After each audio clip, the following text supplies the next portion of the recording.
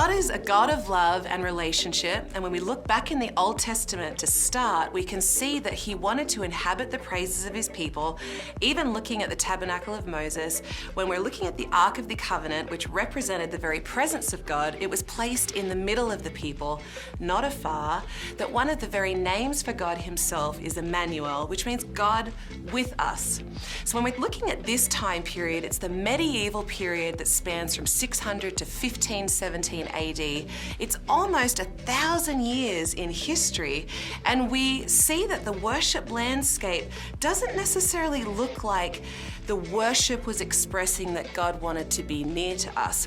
One of the characteristics you'll find from this time period is that congregational singing was heavily discouraged. So if you went to a church service over this 1,000 years, typically you would have walked in and only the clergy or the priests would have been singing.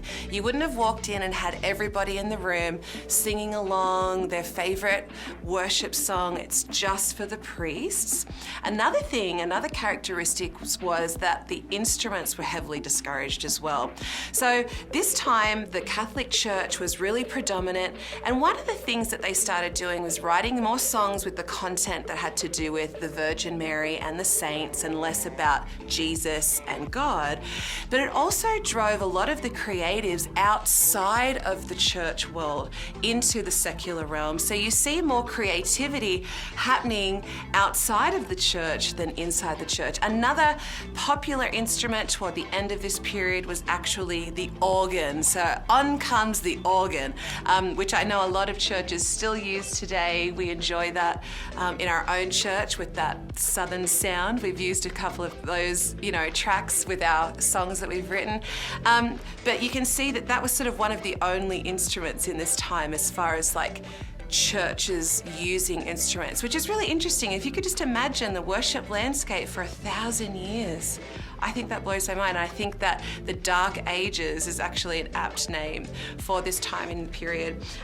One of the key characters here is Saint Francis of Assisi, and he was an amazing songwriter who actually wrote and composed joyful hymns. And I think this is really interesting to note that there's this man in this time in history that was sort of surrounded by solemn clergy-only chants with not a lot of instrumentation, but he finds the creativity, connection with God, and decides to write joyful songs. And I'm really thankful that there's key people in history who've used their gifting and their talent and have lent into obedience and actually brought forth the gift of joyful songs. I think I would have loved to have heard some of those. So next up, we're going to be talking about the next two periods in history we call the Reformation and the post-Reformation time periods. So this is the medieval period. Again, it's almost 1,000 years. Pretty bleak time on the worship landscape.